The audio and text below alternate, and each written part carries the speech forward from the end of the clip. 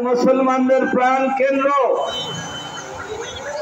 Mecca Medina যেখানে অবস্থিত, Saudi আরবকে বলবো যে ইহুদিদের দালালি বন্ধ করুন,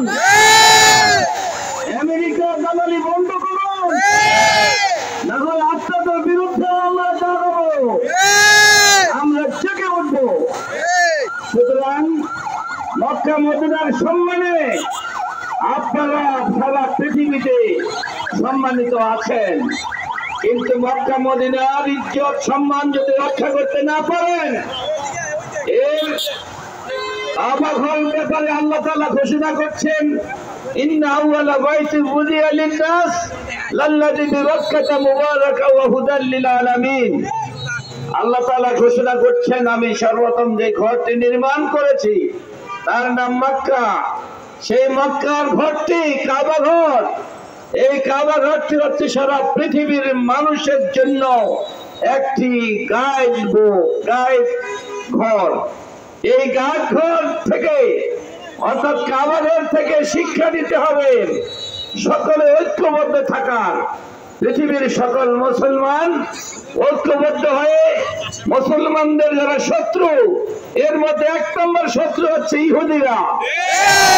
ইহুদিদের বিরুদ্ধে আমাদের সকলকে ঐক্যবদ্ধ হওয়ার নির্দেশ দিয়েছেন আল্লাহ তাআলা। সৌদি আরবকে বলবো, আমাদের সকল মুসলমানদেরকে ঐক্যবদ্ধ হয়ে একত্রিত হয়ে ইহুদিদের বিরুদ্ধে ভূমিকা রাখুন। আমাদের তেল, আমাদের সবকিছু ইহুদিদেরকে সাপ্লাই দেওয়া বন্ধ করে দিন, তাদের বিমান চলা বন্ধ করে দিন, তাদের সকল কিছু বন্ধ হয়ে যাবে যদি তেল বন্ধ হয়ে যায়। আর আল্লাহ তাআলা সমস্ত তেল দিয়েছেন মুসলমানদেরকে। আমরা পৃথিবীকে যদি ঐক্যবদ্ধ হয়ে চালাতে চাই, পৃথিবীর কোন দল মতের বিরুদ্ধে, যারা ইসলামের বিরুদ্ধে আছে, যারা ইহুদিদের পক্ষে আছে, তাদের কোনো চিহ্ন থাকবে না।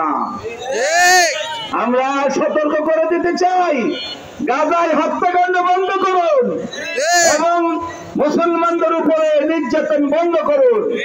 ফিলিস্তিনদেরকে স্বাধীনতা অর্জনে সুযোগ করে দিন। জাতিসংঘ এবং সকল বিশ্ব সংস্থাকে আহ্বান করব এই ব্যাপারে ভূমিকা রাখার জন্য, মুসলমানদের উপর অত্যাচার নির্যাতন বন্ধ করার জন্য। এই আহ্বান জানিয়ে সংক্ষিপ্ত এই বক্তব্য আমি এখানে সমাপ্ত করছি। আল্লাহ হাফেজ। বাংলাদেশ জিন্দাবাদ। বাংলাদেশ মুসলিম জনতা, তৌহিদি জনতা জিন্দাবাদ। আসসালামু আলাইকুম ওয়া রাহমাতুল্লাহ। একসাথে করলেই সুন্দর। আমরা এখানে সকলে